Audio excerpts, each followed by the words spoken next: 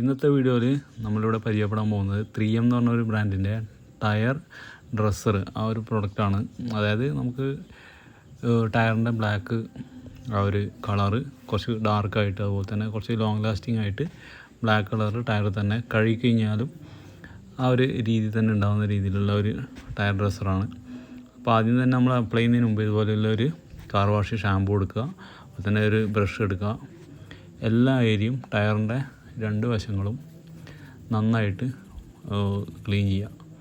നമ്മൾ എത്ര ക്ലീൻ ചെയ്ത് കഴിഞ്ഞാലും ആ ഒരു ഫുൾ ബ്ലാക്ക് ആയിട്ട് എന്തായാലും കിട്ടില്ല. അതുകൊണ്ടാണ് നമ്മൾ ഈ പ്രൊഡക്റ്റ് യൂസ് ചെയ്യുന്നത്. റേറ്റ് വരുന്നത് ഏകദേശം 450 രൂപയുടെ MRP വരുന്നുണ്ട്.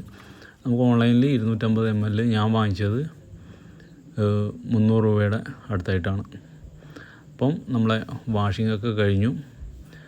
അപ്പോൾ നമ്മളൊരു ക്ലോത്ത് എടുത്തിട്ട് നന്നായിട്ട് ഡ്രൈ ആക്കുകയാണ്. ടയർ നന്നായിട്ട് ഡ്രൈ ആയതിന് ശേഷം മാത്രം അപ്ലൈ ചെയ്യുക. അതിന് ശേഷം നമ്മുടെ ടയർ ഇവിടെ നിങ്ങൾക്ക് കാണാൻ വേണ്ടി പറ്റും, ഫുള്ള് ഡ്രൈ ആയിട്ടുണ്ട്, വെറ്റായിട്ടുണ്ട്.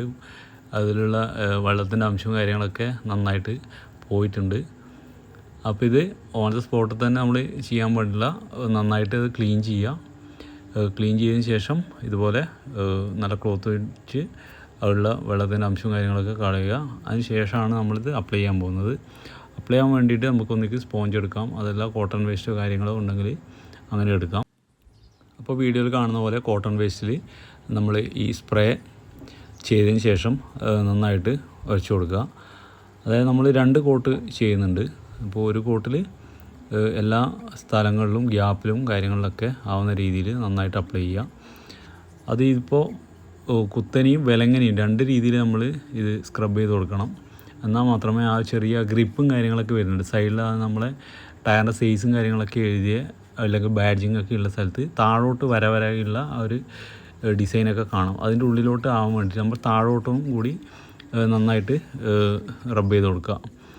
ഈ പോയിൻ്റൊക്കെ നോക്കുക, 2 വശങ്ങളും വെക്കുക. അതിന് ശേഷം ഉള്ള വ്യൂസാണ് നിങ്ങൾ കാണുന്നത്. ഇത് 2 കോട്ട് ഞാൻ ചെയ്തു. ഒരു കോട്ട് വെച്ച് ഒരു 15 മിനിറ്റ് വെയിറ്റ് ചെയ്യുക. അതിന് ശേഷം നമ്മൾ രണ്ടാമത്തെ കോട്ട് ചെയ്യുക. അപ്പോൾ ലിങ്ക് ഞാൻ താഴെ ഡിസ്ക്രിപ്ഷനിൽ കൊടുക്കാം. അപ്പോൾ പുതിയ വ്യൂവേഴ്സ് ആണെങ്കിൽ ചാനൽ സബ്സ്ക്രൈബ് ചെയ്യുക. നിങ്ങളുടെ ക്വസ്റ്റ്യൻസ്, കമൻസ് എല്ലാ കാര്യങ്ങളും താഴെ കമൻറ്റ് ബോക്സിൽ അറിയിക്കുക. അപ്പോൾ താങ്ക് യു സോ മച്ച്. അടുത്ത വീഡിയോയിൽ കാണാം. ബൈ.